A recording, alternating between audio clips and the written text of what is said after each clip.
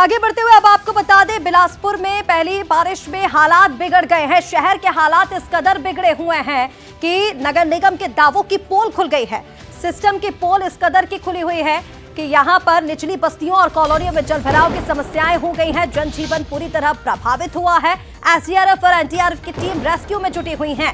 20 साल में पहली बार बाढ़ जैसे हालात बने हुए हैं। तस्वीरें बिलासपुर की आप देख रहे हैं। रेलवे ट्रैक में पानी भरने से 5 ट्रेनें रद्द हो गई। आप तस्वीरें देखिए, कई कारें डूब चुकी हैं, कई फीट तक पानी ऊपर आ चुका है और निचली कॉलोनियों के और बस्तियों के हालात ऐसे हैं कि घर के अंदर पानी, और आप देखिए घर का जो सामान है वो तैरता हुआ नजर आ रहा है।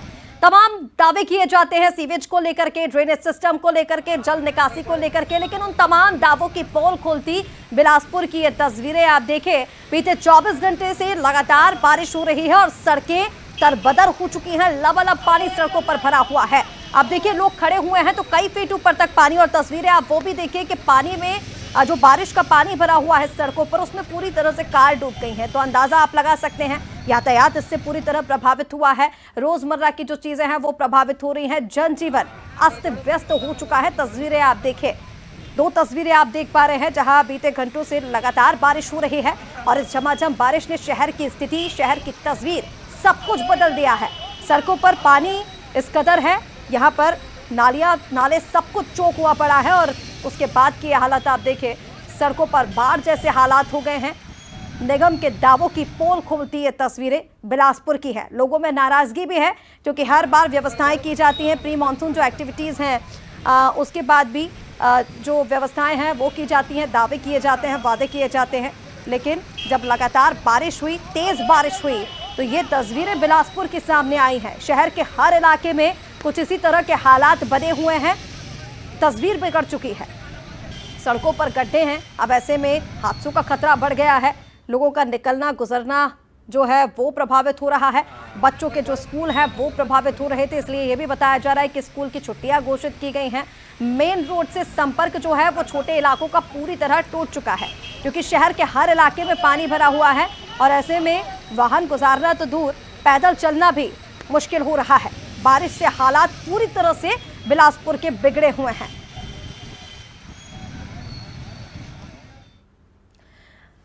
चलिए और ज्यादा बातचीत करेंगे कि किस तरह के हालात बने हुए हैं, क्या तस्वीर बिलासपुर में बनी है। हमारे सहयोगी अमन पांडे इस वक्त लाइव हमारे साथ जुड़ रहे हैं। सीधा रुख कर लेते हैं अमन का।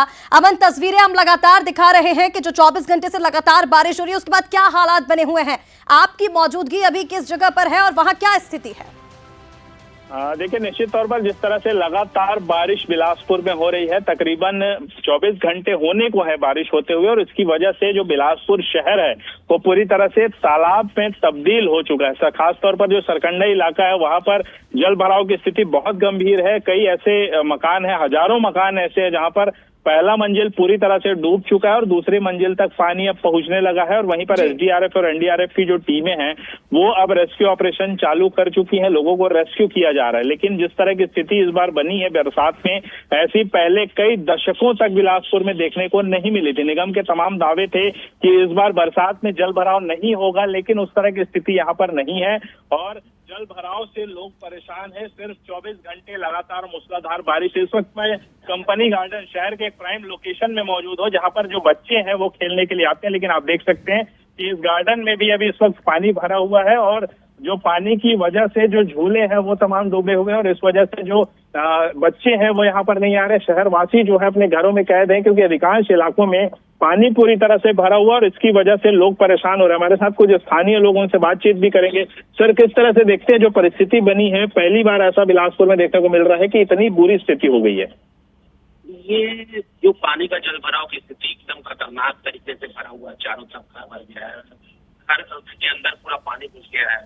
ये नगर निगम के दावे को पूरा करती नजर आ रही है। और क्योंकि होता यह है कि अभी जो पिछले महीने सफाई के कार्य हुए थे, नाली सफाई वगैरह हुए थे, उसकी बिलिंग वगैरह करोड़ों में सैंक्शन हुई थी और करोड़ों रुपए के चेक कटे थे। उसके बाद भी दावे देख रहे हैं फील्ड पे आप जीरो हैं। और निगम के जो पार्षद हैं, ऐसे कुछ पार्षद हैं जो दूसरों के नाम से ठेकेदारी कर रहे हैं और नाली सफाई का कार्य करते हैं, साफ सफाई का कार्य करते हैं, लेकिन साफ सफाई ग्राउंड जीरो पे जीरो है। देखिए, निश्चित तौर पर साफ सफाई की कमी जो है वो स्थानीय लोग आरोप लगा रहे हैं। ये तस्वीरें आप देखिए कि मैं इस वक्त शहर के प्राइम लोकेशन में गार्डन में हूँ और यहाँ पर पानी किस तरह से भरा हुआ है और इसी तरह की स्थिति पूरे शहर में है। खास तौर पर जो निचली बस्तियां, खास तौर पर सरकंडा क्षेत्र जो है वो पूरी तरह से जलमग्न हो चुका है। अभी भी लोगों को रेस्क्यू करके दूसरी जगहों पर शिफ्ट किया जा रहा है। जो रिश्तेदार हैं वो अपने घरों में लेकर जा रहे हैं, लेकिन जिस तरह की स्थिति है पहली बार बिलासपुर में बनी है और बिलासपुर के लोग इस बार बहुत परेशान हैं, क्योंकि बिलासपुर की जो स्थिति है ऐसी पहले कई दशकों में नहीं बनी है। और जिस तरह की ये कॉलोनियां लगातार शहर विस्तार होता जा रहा है और उसमें जो जल निकासी की जो सुविधा होनी चाहिए उस पर सवाल खड़े हो रहे हैं। और इसके साथ साथ सबसे बड़ा सवाल यही है कि निगम जो है, जिसने तमाम दावे किए थे कि जिस तरह की स्थिति